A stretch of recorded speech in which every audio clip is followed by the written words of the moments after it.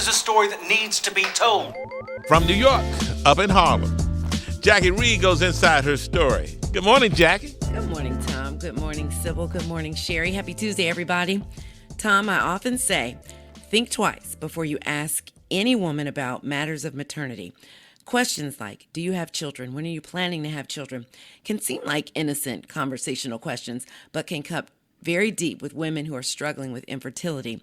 Infertility is common, particularly among Black women, yet because there is such a stigma attached to infertility and miscarriages, many women still keep their experiences very private.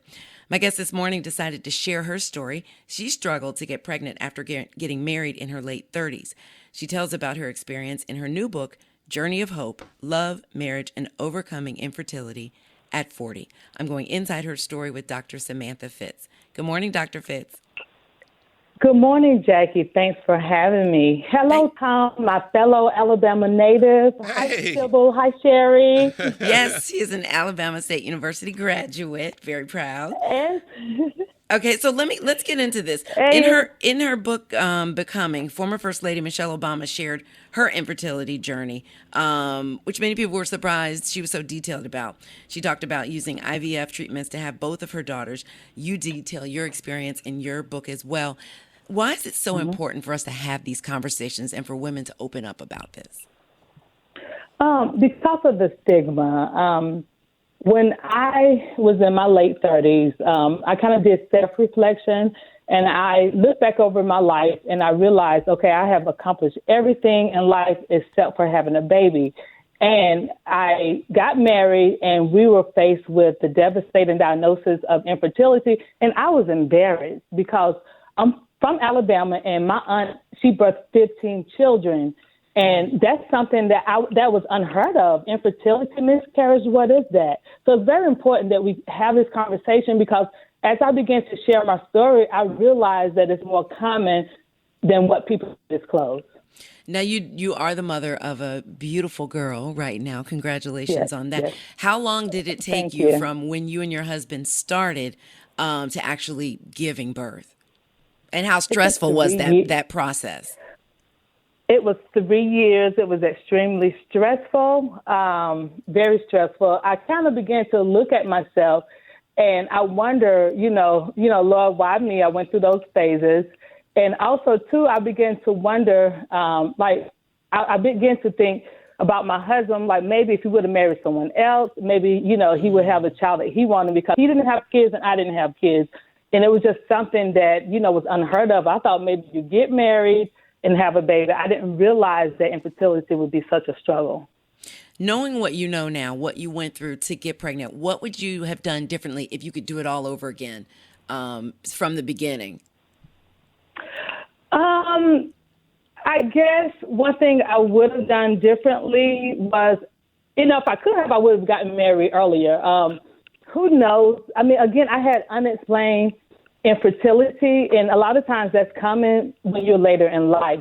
So I began to wonder, hey, maybe if I would have gotten married when I was 20, but of course, that was easier said than done because, again, God sent me my husband in my late 30s, and that's the one thing, whenever you are older and having a baby, that's one thing that you do have to, consider.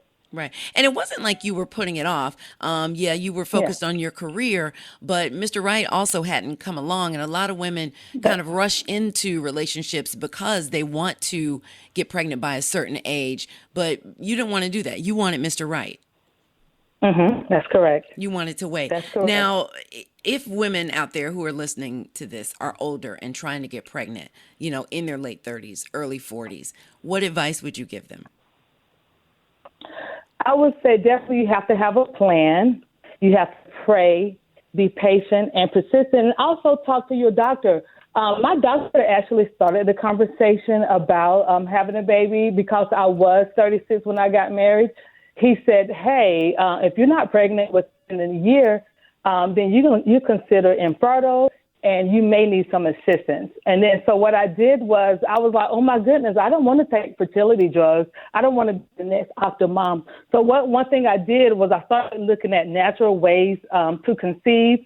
So I did acupuncture, I did massages, and I did get pregnant. but only to suffer with miscarriage again. That was very devastating. So it's very important to talk to your doctor about different options. So what about being a parent has has surprised you? Oh, goodness. My daughter's now 4 years old, just a sassiness. She's very, very, very sassy. Sometimes I wonder, where does she come from? Because I'm naturally compliant, and she's going through the no phase right now. I have to ask you about meeting your husband because and dating, because you met him online, and we hear so many nightmare stories, Dr. Fitz, about dating online. What advice would you give to anyone out there, particularly women looking to date online? Yeah, so again, I live in the Atlanta area, and dating can be extremely, extremely brutal.